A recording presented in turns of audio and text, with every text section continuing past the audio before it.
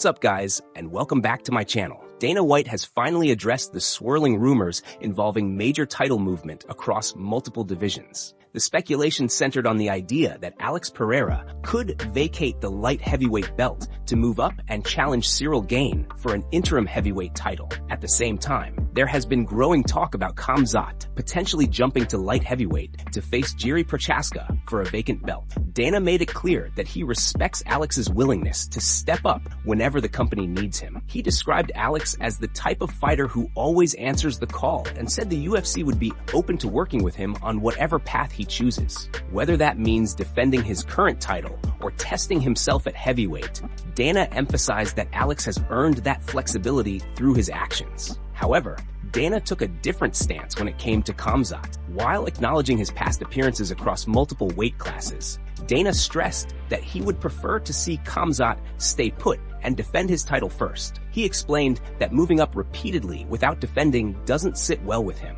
and that champions should establish themselves before chasing new divisions. Dana reiterated that he would rather see Khamzat handle business at his current weight, defend his belt, and prove dominance there before any serious discussion about jumping divisions continues. And before we continue, make sure to leave a like on the video and subscribe to help support the channel. Moving on to another news, two intriguing matchups were officially announced during Saturday's UFC Houston event, and both have quickly caught the attention of fans. The first announcement revealed that Sean Brady will face Joaquin Buckley in the main event of UFC Vegas 116, set to take place at the UFC Apex on April 25th. Brady and Buckley are currently ranked number 6 and number 9 in the welterweight division, and this fight represents a major opportunity for both men to reset their momentum. Each fighter is coming off a high-profile loss in their previous outing, making this matchup especially important for the division's rankings. A strong performance could push the winner right back into the title conversation, while a loss would be a serious setback. Also announced was the main event for UFC Vegas 115 on April 4th, also scheduled for the Apex. American top team teammates Renato Moicano and Chris Duncan were named as headliners. However, things took an unexpected turn when Moicano, who was live on stream at the time, revealed that he hadn't even agreed to the fight yet, adding immediate controversy to the announcement. Moving on to another news. Islam Makhachev believes that Usman Nurmagomedov is fully ready for the UFC, and his recent comments have only added more fuel to the discussion. With Usman now having just one fight left on his PFL contract, talk has intensified around whether a move to the UFC could be next. The debate isn't only about timing either, as many fans and analysts continue to question how the PFL lightweight champion would stack up against the elite names in the UFC. Recently, Islam spoke with Usha Taika and was asked directly about Usman's future and potential success at the highest level. Unsurprisingly, Islam had nothing but confidence in his longtime training partner. He made it clear that, in his view, Usman is not behind anyone currently competing in the UFC. According to Islam, Usman would be able to give hard, competitive rounds to any opponent placed in front of him. Islam explained that they have been training together for many years, which gives him a clear understanding of Usman's real abilities. He emphasized that what fans see in fights is only part of the picture, and that Usman's true potential is even higher. He also pointed out that Usman is still young, with plenty of time ahead of him to grow, improve, and make smart career decisions. While Islam said he personally believes Usman is ready right now, he also advised patience. In his opinion, allowing the contract to expire naturally within the next year would make the timing of a UFC move almost perfect. That way, Usman could enter the promotion on his own terms and fully prepared. Of course, whether Usman actually makes the jump remains to be seen. The PFL is expected to push hard to keep him, likely offering significant money given how accomplished and recognizable he is on their roster. At the same time, questions remain about whether the UFC would be willing to match or exceed that offer, especially considering the weight his last name carries. Moving on to another news. Dana White and Zuffa Boxing are reportedly very close to signing one of the biggest names in combat sports, as talks with Oleksandr Usyk have now been confirmed by his own team. The bombshell dropped when Usyk's team director, Sergey Line, revealed in an interview with TalkSport that real discussions are already taking place.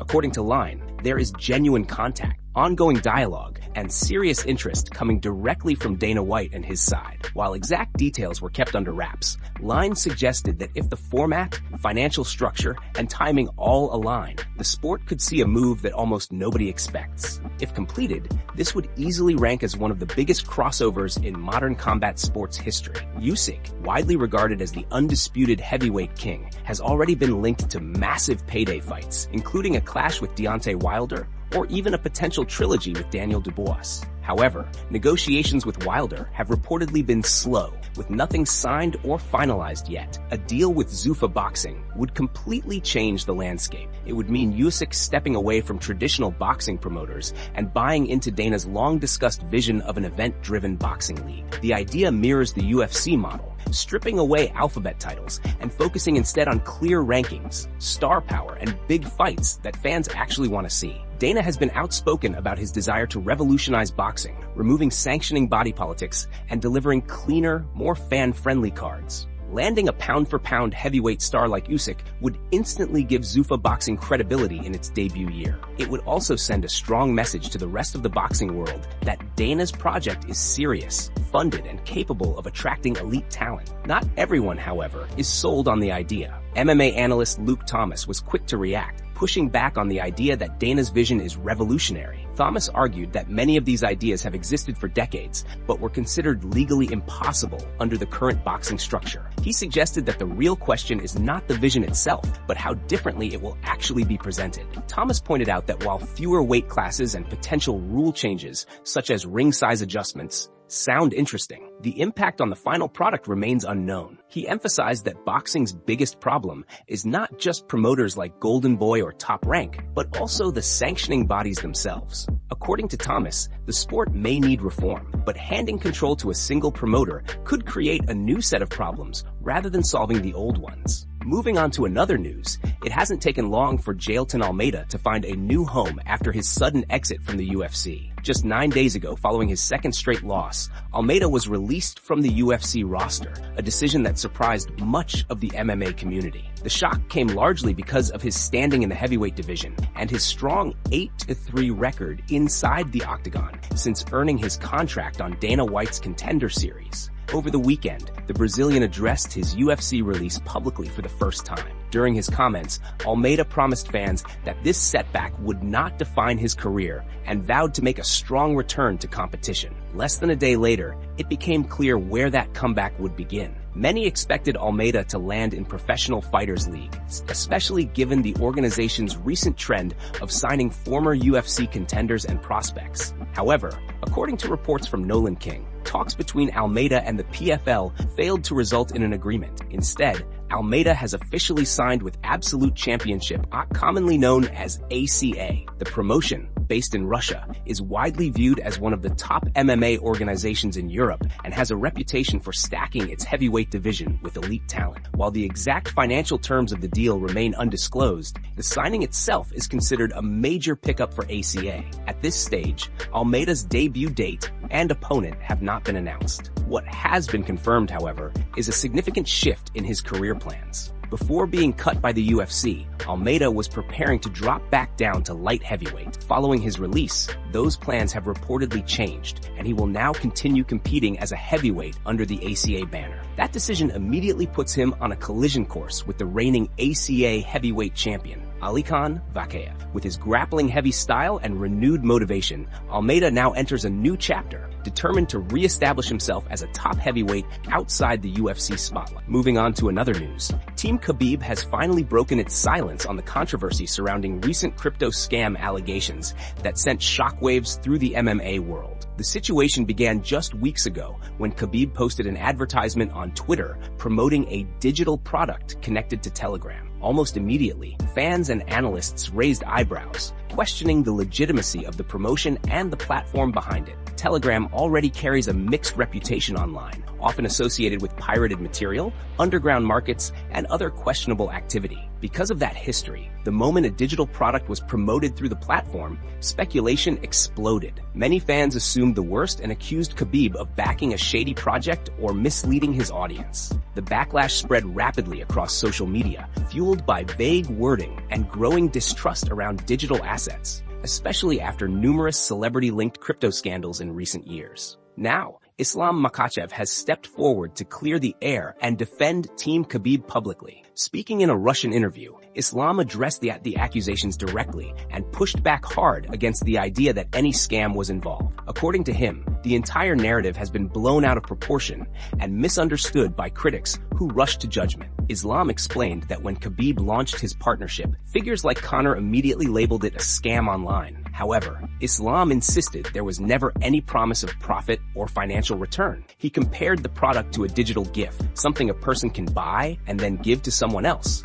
Nothing more. There was no expectation of making money later, no resale pitch, and no investment angle attached to it at all. He emphasized that this is completely different from cryptocurrency projects, where buyers are often chasing returns or future value. Instead, he framed it as a fan-focused digital item, designed to exist as a collectible or a moment in time. Islam also spoke positively about Telegram itself, saying he enjoys the platform because it allows long-form videos, archived content, and consistent interaction with supporters. In fact, Islam revealed that negotiations are already underway for him to enter a similar partnership in the future. He made it clear he sees nothing wrong with that direction and believes it offers fans a unique way to feel connected. He described it as owning a small piece of history rather than chasing profit. Islam added that Team Khabib already runs its own Telegram channel, where daily training clips, updates, and behind-the-scenes content are shared regularly. From his perspective, the entire controversy is based on assumptions rather than facts, and there was never any intention to deceive or mislead fans in any way. Moving on to another news, Sean Strickland just made a massive statement in the UFC Houston main event, stopping Anthony Hernandez via third-round TKO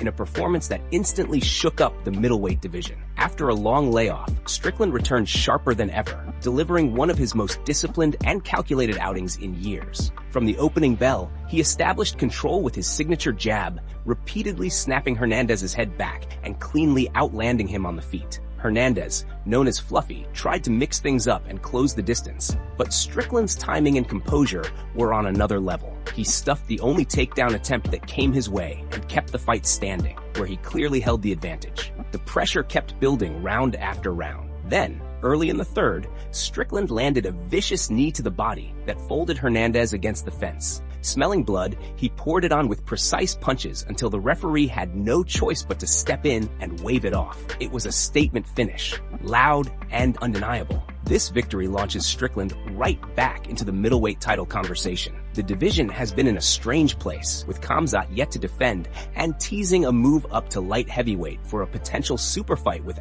Pereira. That uncertainty has frustrated contenders, and Strickland made it clear he has had enough. In his post-fight interview, he didn't hold back. He called out Khamzat directly, labeling him a bully and accusing him of stalling the division with inactivity. Strickland demanded that the UFC force Khamzat to stay at 185 and defend his belt before chasing bigger opportunities. He even brought up their infamous sparring sessions, disputing claims that he was tapped out. According to Strickland, he allowed a choke during positional grappling early on, but insisted that he made Khamzat quit training altogether. He claimed witnesses from his team could back up his version of events and doubled down on the bad blood between them. Strickland also criticized what he sees as a pattern, saying Khamzat targets smaller or lower-level opponents in the gym and then looks to move divisions instead of defending his spot. He pointed out that jumping to 205 for big fights, rather than handling business at middleweight, only delays the inevitable. While Khamzat is rumored to defend next against Nassourdine Imavov, Strickland's dominant finish makes him the most logical and marketable challenger waiting in the wings. With their history, the trash talk, and now this emphatic TKO, the buildup would be explosive and impossible to ignore. Moving on to another news. Daniel Cormier believes Khamzat could have real problems against the version of Sean Strickland that showed up against Anthony Hernandez. Speaking after the fight, Cormier explained that this sharper, more focused Strickland presents a very different challenge than people might expect. Cormier questioned whether Sean can defend takedowns well enough to avoid being dragged to the mat and controlled for 5 rounds. He admitted there are still unknowns there, but made it clear that if the same Strickland from Fight Night shows up, the matchup becomes far more difficult for Khamzat. According to Cormier, that version of Sean is disciplined, confident, and relentless, which changes everything. He pointed out that even Israel Adesanya struggled badly with that exact version of Strickland at the peak of his powers. Cormier contrasted that with the fight against Duplessis, where Sean appeared off mentally. His body language was different, his posture lacked confidence, and even his corner seemed frustrated. All of those signs suggested he wasn't fully locked in that night. Against Hernandez, however, Cormier said Sean looked like the fighter who became world champion. He was composed, aggressive, and completely present. Cormier added that if Sean had only won a close decision, instead of making such a strong statement, the post-fight talk would have gone very differently. Instead, that dominant performance has suddenly made a potential clash with Khamzat feel far more competitive and dangerous than many expected. Moving on to another news. After stopping Anthony Hernandez in dominant fashion, Sean Strickland didn't just call out Khamzat, he completely exploded. What followed was one of the most intense post-fight moments in recent memory. Strickland's comments were so aggressive and unfiltered that the UFC cut his microphone during the press conference and ended the session early. This wasn't standard trash talk meant to sell a fight. Strickland went much further, making remarks about where Khamzat lives and dragging in personal and regional references that instantly pushed things into dangerous territory. As most fans know, Khamzat is from the Caucasus region. So is Ilia. Both fighters also share history, having trained at All Stars Gym earlier in their careers, which added another layer of tension to the situation. Strickland's words didn't go unnoticed, and the reaction from that side of the MMA world was swift. On the same fight night as Strickland versus Hernandez, a Georgian YouTuber named Vakhaev was hosting a live stream reacting to the event. Just hours after the fight ended, Ilia and former champion Merab joined the stream and addressed the controversy head-on. The tone immediately shifted from hype to warning. Ilia made it clear that many people outside the region don't fully understand who they are dealing with when they make reckless comments about fighters from the Caucasus. He stressed that the mentality there is very different, rooted in pride, accountability, and standing by one's words. According to Ilia, when lines are crossed, situations can escalate quickly and badly. He explained that it's easy to sit thousands of kilometers away and throw insults when there is no real pressure or consequence. Talking tough behind a microphone or a screen doesn't mean much to people who live by a different code. Ilia emphasized that words matter, and in his culture, people are expected to stand behind what they say. Ilia pointed out that the octagon exists for a reason. If someone has something to prove or wants to earn respect, that's where it should happen. Not through endless talking, not through personal shots, but through action when the cage door closes. He acknowledged that hype and trash talk are part of the fight game, but warned that there is a clear line that should not be crossed. When the fight actually begins, everything becomes real. That's when fear, pressure, and truth show themselves. Ilia closed his message by reminding everyone that respect is earned through actions, not reckless words, and those who forget that often find out the hard way.